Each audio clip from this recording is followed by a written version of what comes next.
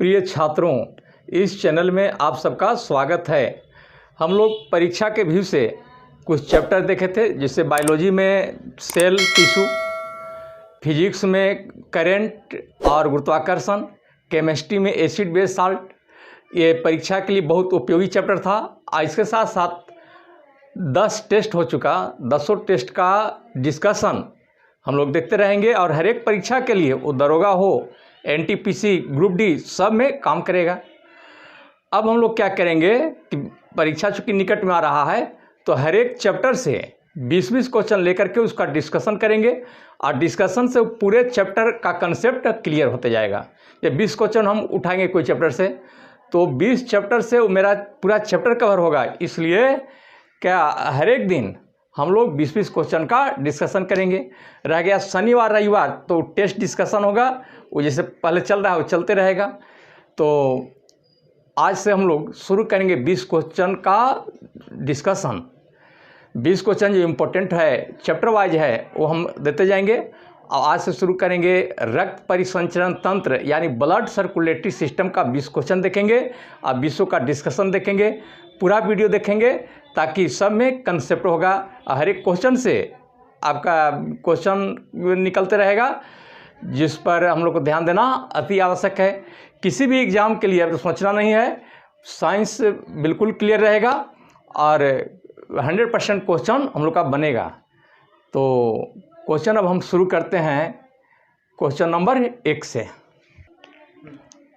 पहला क्वेश्चन है कि रक्त है, रक्त यानी ब्लड, रक्त है। पहला चॉइस है तरल संयोजी ऊतक, दूसरा है वास्तविक संयोजी ऊतक, तीसरा कंकाल ऊतक और चौथा है एडिपोज टिश्यू। तो इसका पहले आंसर हम लिख लें ए नंबर। तब रक्त के बारे में जान लीजिए कि रक्त तरल संयोजी ऊतक है। इसको इंग्लिश में कहते हैं फ्लूइड कनेक्टिव टिश्यू। और कनेक्टिव इसलिए कहा गया कि यह दो ऊतक को आपस में जोड़ने का काम करता है, इसलिए इसको कहा गया संयोजी ऊतक। तो रक्त क्या है, तो एक संयोजी ऊतक है और चूंकि द्रव है इसलिए इसको नाम दिया गया फ्लूइड कनेक्टिव टिश्यू। तो पहला का आंसर कौन सा हो जाएगा, ए। अब देखते हैं क्वेश्चन नंबर 2। दूसरा क्वेश्चन है, दूसरा में है कि रक्त प्लाज्मा में निम्नलिखित किसकी मात्रा सबसे अधिक है। पहला है प्रोटीन की, दूसरा अकार्बनिक लवण की, तीसरा ग्लूकोज एवं वसा की, चौथा जल की। तो रक्त प्लाज्मा में सबसे अधिक होता है जल। तो इसका आंसर हो जाएगा, यानी कि 2 नंबर का आंसर हो जाएगा डी। दूसरा का डी हो जाएगा। अब देखिए कि रक्त में यानी ब्लड में 2 चीज़ रहता है। पहला हो गया रक्त प्लाज्मा, रक्त प्लाज्मा और दूसरा रक्त कण, रक्त कण। तो ब्लड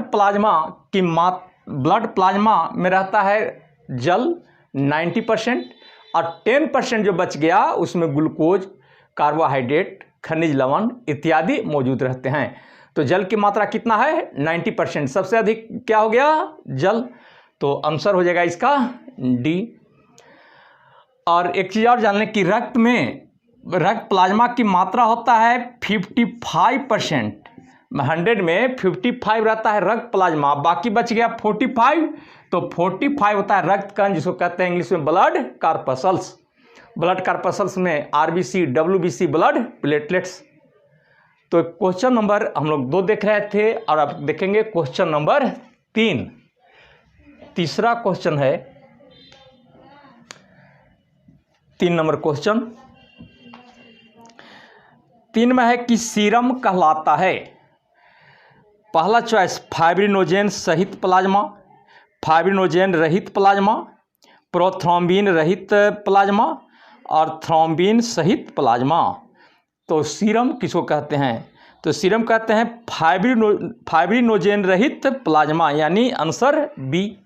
तो 3 नंबर का 3 का हो गया बी। अब देखिए सीरम क्या है, तो रक्त में से अगर हम फाइब्रिनोजेन को घटा दें, रक्त में से फाइब्रिनोजेन, फाइब्रिनोजेन को घटाते हैं तो जो बच गया वो कहलाता है सीरम। ये बहुत इंपॉर्टेंट क्वेश्चन है और ये आया हुआ क्वेश्चन है, इसलिए इस पर ध्यान देंगे।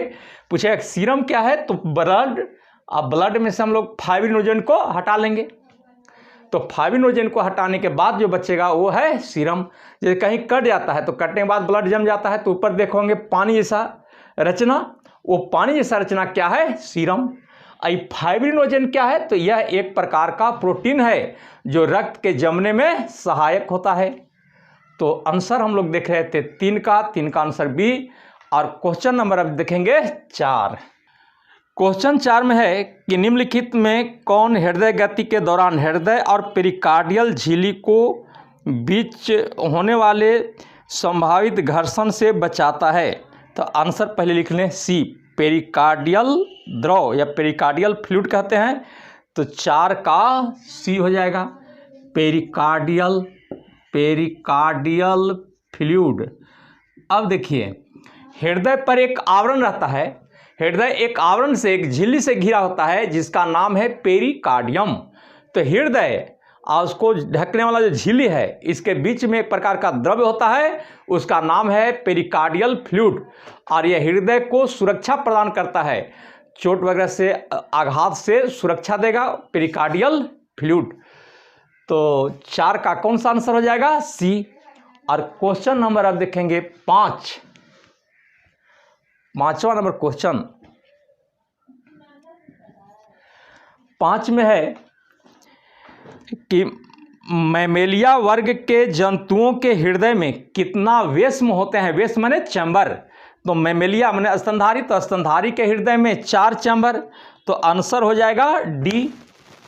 5 का हो गया डी, यानी 4 चैम्बर, 4 चैम्बर। अब देखिए कि मछली के हृदय में, अब इससे रिलेटेड जो क्वेश्चन होगा, जो क्या पूछ सकता है, और एक एक करके देखेंगे कि मछली के हृदय में, हृदय यानी हार्ट, 2 चैम्बर, 2 चैम्बर। मछली के हृदय में 2 चैम्बर होता है, चैम्बर यानी भेषम। 2 चैम्बर कौन कौन है, देखिए पहला है आलिंद, पहला हो गया आलिंद जिसको ऑरिकल कहते हैं या एटेरियम भी बोलते हैं, और दूसरा हो गया निलय, निलय को कहते हैं वेंट्रिकल। तो ऑरिकल और वेंट्रिकल, तो मछली के हृदय में कितना चैम्बर हो गया, 2। तो ऊपर में रहता है ऑरिकल और नीचे वेंट्रिकल।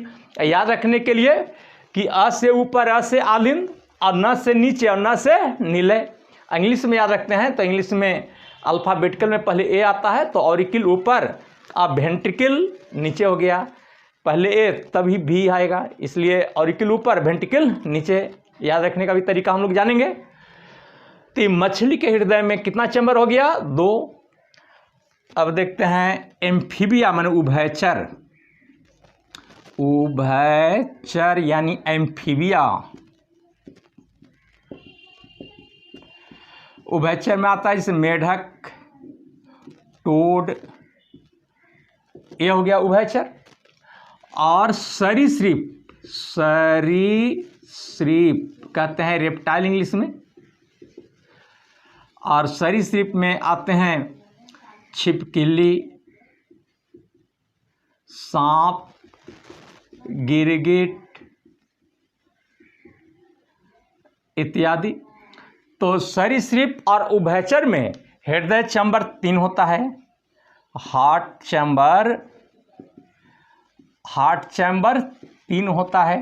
और 3 कौन कौन होता है, तो देखिए 3 चैम्बर में 2 ऑरिकल और 1 वेंट्रिकल। 2 ऑरिकल में कौन, तो लेफ्ट ऑरिकल, इधर हो गया ये राइट ऑरिकल, और ये वेंट्रिकल। ये 3 चैम्बर हो गया सरीसृप में और एम्फीबिया में। लेकिन एक अपवाद है, वो है मगरमच्छ, जिसको लिखते हैं क्रोकोडाइल। इसमें हृदय कोष्ठ अंशतः 4 होता है। किस में अपवाद है क्या? मगरमच्छ। मगरमच्छ जो क्रोकोडाइल कहते हैं, इसके हृदय में अंशतः 4 चैम्बर, पूर्णतः नहीं बल्कि अंशतः 4 चैम्बर, अंशतः 4 चैम्बर होते हैं। अब चलते हैं स्तनधारी और पक्षी में। तो स्तनधारी और पक्षी के हृदय में पूर्णतः 4 चैम्बर। स्तनधारी जिसको मैमल कहते हैं, स्तनधारी का मतलब मैमल्स, और पक्षी जो लिखते एवीज। स्तनधारी एवं पक्षी के हृदय में पूर्णतः 4 चैम्बर होता है, पूर्णतः 4 चैम्बर। स्तनधारी ये पक्षी के हृदय में पूर्णतः 4 चैम्बर होगा। और 4 चैम्बर कौन है देखिए, पहला है लेफ्ट ऑरिकल, दूसरा लेफ्ट वेंट्रिकल,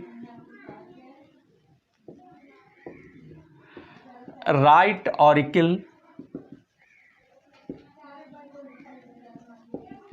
और राइट वेंट्रिकल। ये 4 चैम्बर स्तनधारी और पक्षी के हृदय में है। और अब हम देखते हैं कि कॉकरोच में सबसे ज़्यादा हार्ट चैम्बर होता है कॉकरोच का। कॉकरोच के हृदय में 13 चैम्बर होता है। कॉकरोच के हृदय में 13 चैम्बर्ड हार्ट। तो इस तरह से चैम्बर से कुछ क्वेश्चन पूछता है। और ये 5 का हम लोग डी देख रहे थे। अब देखेंगे 6 का, क्वेश्चन नंबर 6 देखेंगे। हर एक के क्वेश्चन से डिस्कशन में कई क्वेश्चन निकलेगा। हर एक क्वेश्चन को हम लोग देखते जाएंगे, वो परीक्षा के लिए बहुत उपयोगी होगा। जैसे मान लीजिए अभी पूछ दिया स्तनधारी का, कभी पूछ देगा मेढक में, कभी क्रोकोडाइल में पूछ देगा। तो इस तरह से हर एक का चैप्टर का कंसेप्ट होना आवश्यक है, हर एक क्वेश्चन का कंसेप्ट होना जरूरी है, ताकि क्वेश्चन मिस नहीं करे, क्वेश्चन छूटे नहीं। तो क्वेश्चन हम लोग 5 तक कभी किए। और 6ठा नंबर क्वेश्चन देखेंगे। क्वेश्चन 6 में है कि इनमें किसकी दीवार सबसे मोटी होती है। पहला चॉइस है बायां आलिंद, दूसरा दायां आलिंद, बायां निलय, दायां निलय। तो आंसर हो जाएगा बायां निलय, यानी 6 का हो गया सी।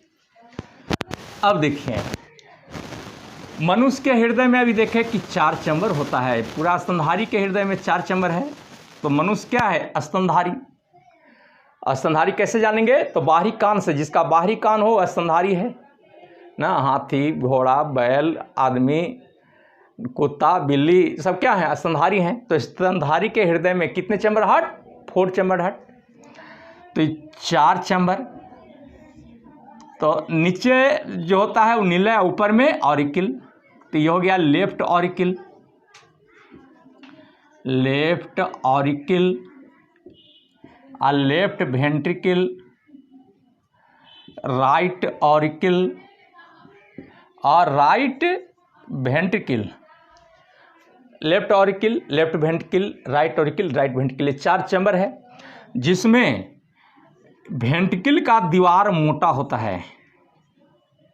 वेंट्रिकल का दीवार मोटा होता है।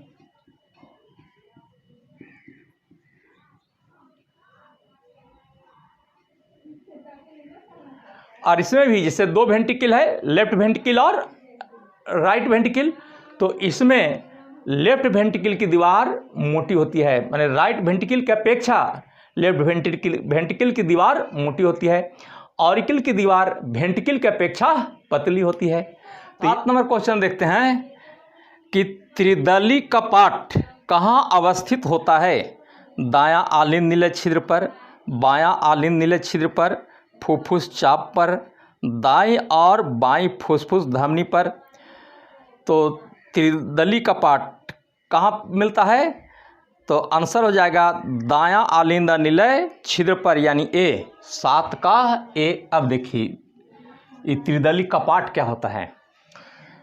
तो मनुष्य के हृदय में 4 कोष्ठ, 4 चमेली शंक्वाकार हृदय होता है, शंकु के आकार का, और 4 कोष्ठ में 2 ऑरिकिल और 2 वेंट्रिकल हुआ।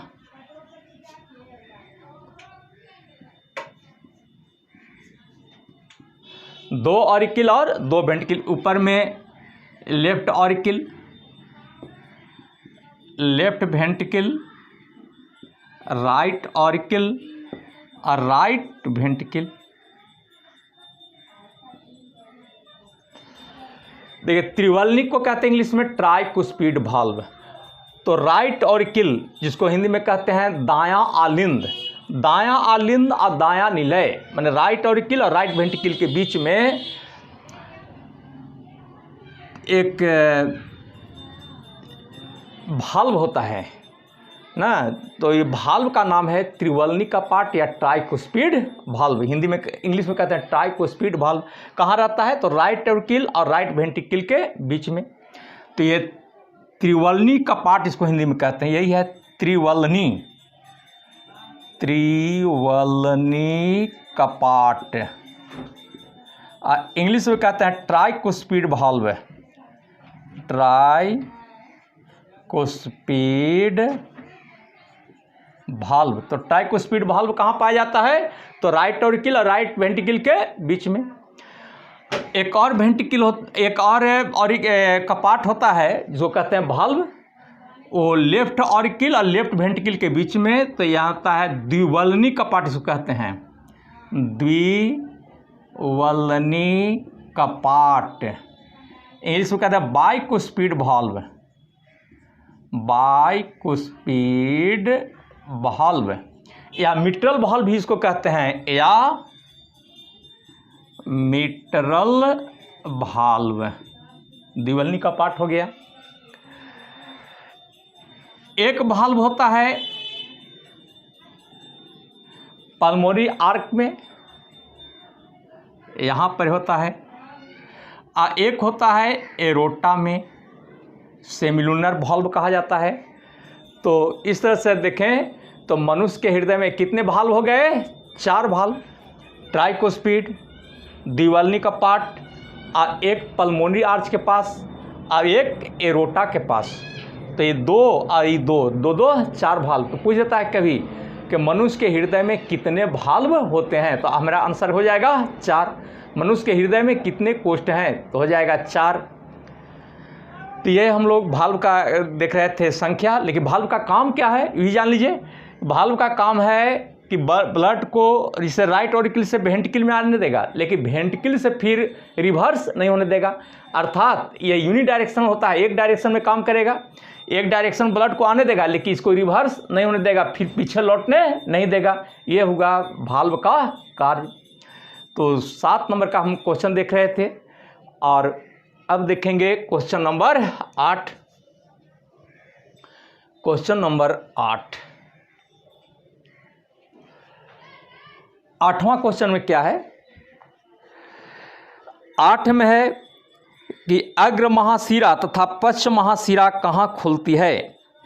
तो इसका आंसर हो जाएगा दायां आलिंद में, यानी आंसर हो जाएगा डी, 8 का डी।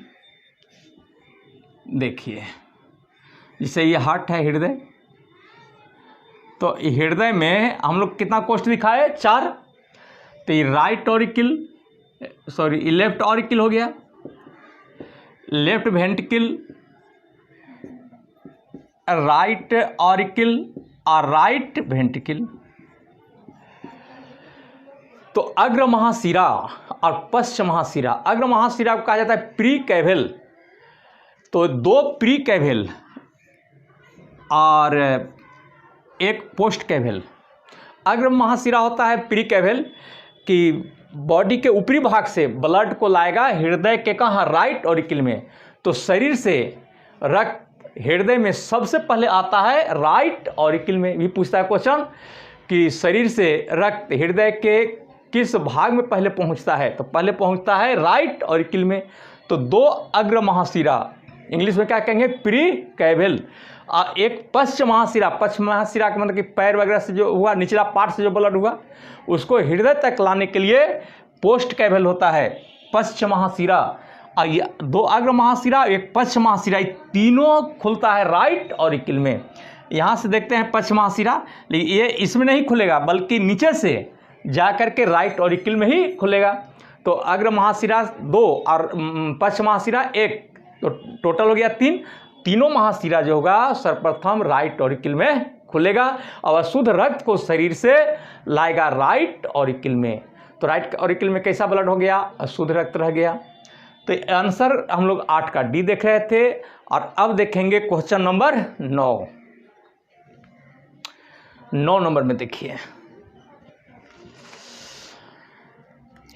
क्वेश्चन नंबर 9 में है कि ऐसे नोड है पेशी ऊतक, तंत्रिका ऊतक, कंकाल ऊतक, संयोजी ऊतक। तो आंसर इसका हो जाएगा तंत्रिका ऊतक यानी बी। 9 का हो गया बी। साइनोऑरिकुलर नोड, ऐसे का साइनोऑरिकुलर नोड, ऐसे का पूरा नाम है साइनोऑरिकुलर नोड। इसी को हम लोग कहते हैं पेस मेकर। इसका नाम क्या है, पेस मेकर। तंत्रिका का बना होता है, यानी कि नर्व्स का बना होता है। इसी में बहुत कम मात्रा में विद्युत धारा उत्पन्न होता है, बहुत मंद विद्युत धारा उत्पन्न होता है और इसको आरेखित किया जाता है। तो इसको कहा जाता है इलेक्ट्रोकार्डियोग्राम। और एक यंत्र होता है जिसके द्वारा हम कार्डियोग्राम को दर्शाते हैं, उसका नाम है इलेक्ट्रोकार्डियोग्राफ। तो पूछा कि ऐसे क्या है, मैंने साइनोऑरिकुलर नोड क्या है, तो यह तंत्रिका का बना होता है, इसे पेसमेकर कहते हैं, जो हृदय के संकुचन को नियंत्रित करता है। और ये रहता कहाँ है, तो राइट ऑरिकल में रहता है। ये रहता है राइट ऑरिकल में, साइनोऑरिकुलर नोड राइट ऑरिकल में रहता है। तो ये हम लोग देख रहे थे क्वेश्चन नंबर 9। 9 का क्या, बी। और क्वेश्चन नंबर देखेंगे 10। 10 नंबर क्वेश्चन क्या है कि निम्नलिखित किसमें शुद्ध या ऑक्सीजन रक्त का प्रवाह होता है, ऑक्सीजनित रक्त का प्रवाह होता है, फुफ्फुस शिरा में, फुफ्फुस धमनी में, शिरा में, सिरकाएँ में। तो आंसर हो जाएगा फुफ्फुस शिरा, यानी आंसर ए, 10 का ए। अब देखिए फुफ्फुस शिरा,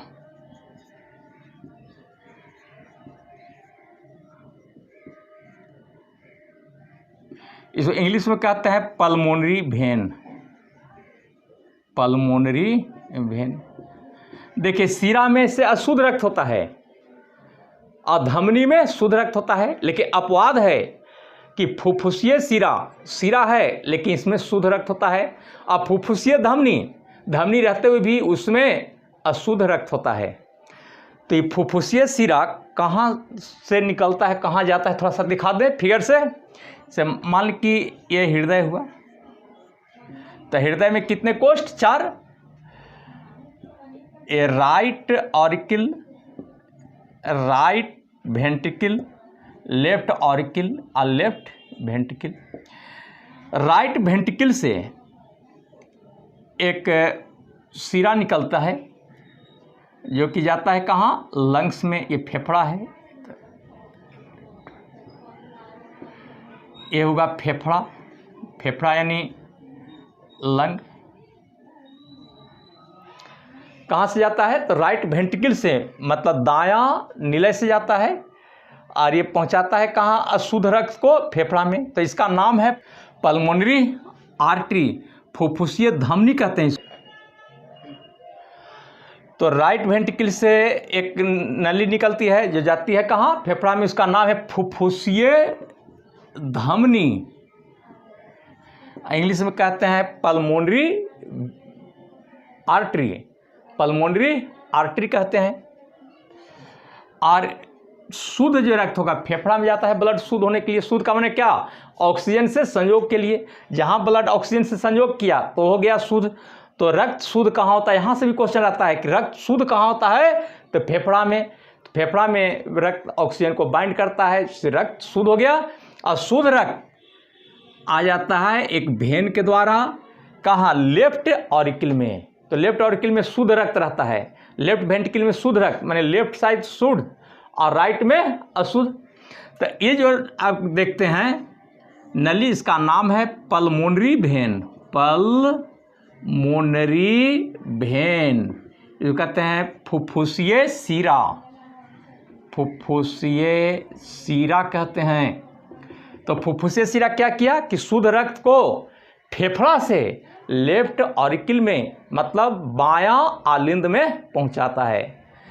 और फुफ्फुसीय धमनी जिसको कहते हैं पल्मोनरी आर्टरी, ये क्या करता है कि राइट वेंट्रिकल से अशुद्ध रक्त को फेफड़ा में पहुंचाता है। क्लियर हो गया। तो 10 का आंसर हो गया ए। और अब चलते हैं क्वेश्चन नंबर 11। अब क्वेश्चन नंबर 11, तो रक्तचाप का सामान्य से अधिक हो जाना क्या कहलाता है। यानी ब्लड प्रेशर अगर सामान्य से, नॉर्मल से ज़्यादा है तब क्या कहलाएगा। तो पहला चॉइस है हृदयघात, दूसरा हाइपोटेंशन, हाइपरटेंशन, सिस्टोलिक प्रेशर। तो आंसर हो जाएगा हाइपरटेंशन। सामान्य से अगर ब्लड प्रेशर ज़्यादा हो जाए तो इसको हम लोग कहते हैं हाइपरटेंशन। और चॉइस इसका हो जाएगा B, choice number B. Hypertension का मतलब कि ये वेन में या आर्टरी में ब्लड की सप्लाई ज़्यादा हो, तो वहाँ ज़्यादा हो जाएगा तो हानि कर सकता है। हानि में ये होगा कि हेमरेज, ये ब्रेन हेमरेज इसमें हो सकता है, हार्ट पर भी प्रभाव पड़ सकता है। तो हाइपरटेंशन स्वास्थ्य के लिए बहुत हानिकारक होता है। तो ये 11 का हम लोग देखें बी। अब 12 नंबर क्वेश्चन, क्वेश्चन नंबर 12 में है कि रक्त का तरल भाग प्लाज्मा आयतन के हिसाब से पूरे रक्त का करीब कितना प्रतिशत होता है। तो रक्त में हम लोग रक्त प्लाज्मा 55% और 45% होता है रक्त कण। तो इसका आंसर हो जाएगा कितना, रक्त प्लाज्मा हो गया 55% यानी सी। तो 12 नंबर का हो जाएगा सी हो गया। अब करते हैं क्वेश्चन 13 नंबर क्वेश्चन देखेंगे। 13 में है कि इनमें कौन रक्त को थक्का बनने में सहायक होता है। पहला चॉइस है लाल रक्त कोशिकाएं, दूसरा फाइब्रिनोजेन, ऑक्सीहीमोग्लोबिन, लसिका। तो रक्त के जमने में सहायक होता है कौन, फाइब्रिनोजेन यानी बी। 13 का हो गया बी। देखिए कहीं शरीर का भाग कट जाए तो कटे हुए भाग पर रक्त जम जाता है ना, इस क्रिया को कहते हैं ब्लड क्लॉटिंग या रक्त का जमना। तो रक्त के जमने के लिए कौन कौन से कारक चाहिए। तो रक्त के जमने के लिए चाहिए विटामिन के। विटामिन के रक्त के जमने में सहायक होता है। फाइब्रिनोजेन, फाइब्रिनोजेन एवं प्रोथ्रोम्बिन, प्रोथ्रोम्बिन ये रक्त के जमने में सहायक होता है। तीसरा है कैल्शियम, कैल्शियम आयन हो गया। चौथा है ब्लड प्लेटलेट्स, ब्लड प्लेटलेट्स। इतना चीज़ का होना जरूरी है रक्त के जमने में। कौन कौन, विटामिन के, फाइब्रिनोजेन और प्रोथ्रोम्बिन ये प्रोटीन है, कैल्शियम आयन और ब्लड प्लेटलेट्स ये 4 सहायक है किसके लिए, रक्त के जमने में। रक्त के जमने में सहायक।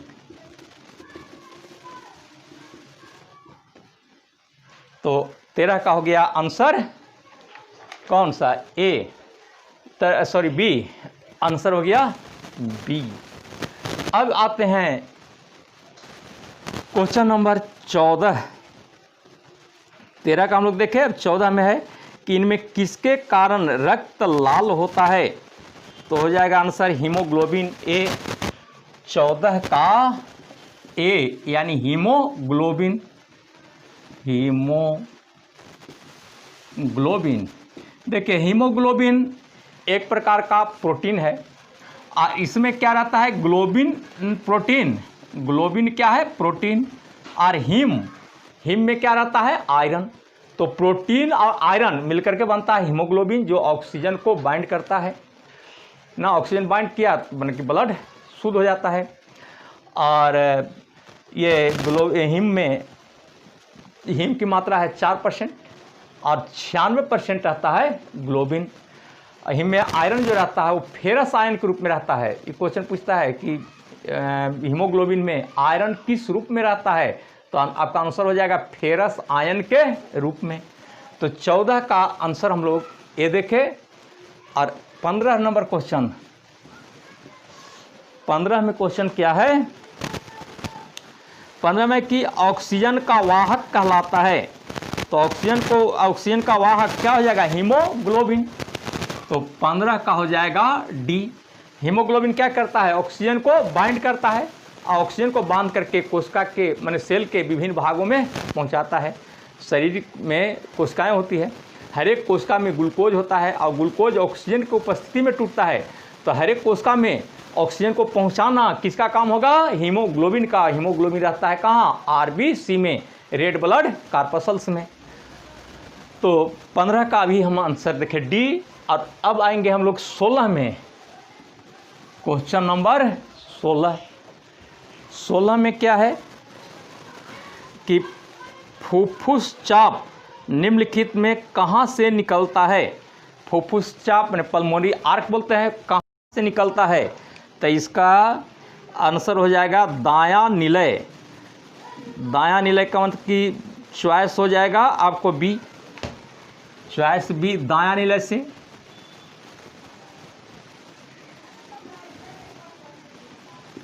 ये हो गया लेफ्ट वेंट्रिकल दायां निलय।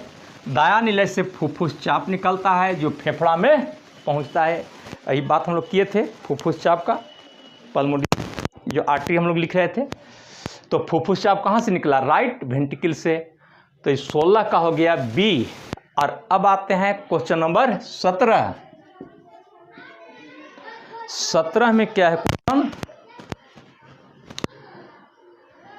17 में है कि द्विवल्नी कपाट कहाँ संबंधित होता है। द्विवल्नी कपाट कहाँ संबंधित होता है, तो बायां आलिंद और निलय के बीच में। बायां आलिंद और निलय के बीच में, यानी हो जाएगा चॉइस ए। अभी हम दिखाए थे कि हार्ट में 4 चैम्बर, जहाँ दायां आलिंद और दायां निलय के बीच में त्रिवल्नी कपाट होता है और बायां आलिंद और बायां निलय के बीच में द्विवल्नी कपाट होता है, जिसको मिट्रल वाल्व कहते हैं। और वाल्व का काम क्या कहे कि यह यूनिडायरेक्शनल होता है, ब्लड को आने देगा लेकिन रिवर्स नहीं होने देगा, फिर लौटने नहीं देगा। तो इस 17 का हो गया ए। और क्वेश्चन 18 देखेंगे, क्वेश्चन नंबर 18।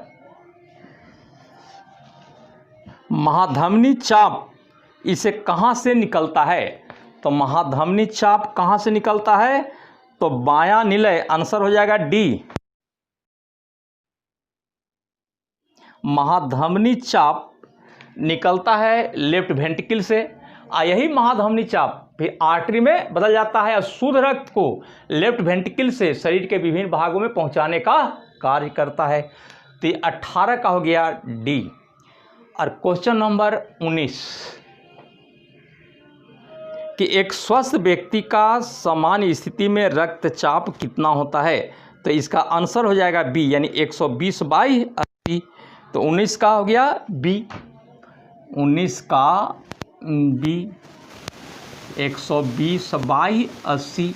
अब देखिए 120/80 होता क्या है, तो ब्लड प्रेशर, रक्तचाप को हिंदी इंग्लिश में कहते हैं ब्लड प्रेशर। अब ब्लड प्रेशर मतलब होता है सिस्टोलिक प्रेशर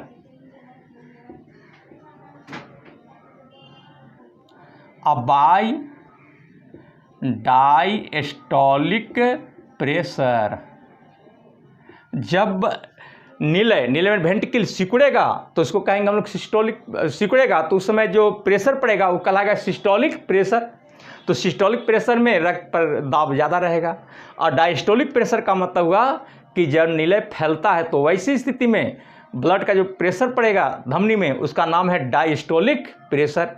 तो सिस्टोलिक प्रेशर का मान होता है 120 mm, ये पारा के स्तंभ से लिया जाता है, और इसका होता है डायस्टोलिक में 80 mm कट जाएगा तो हो जाएगा 120/80, अर्थात ब्लड प्रेशर का कोई मात्रक नहीं होगा।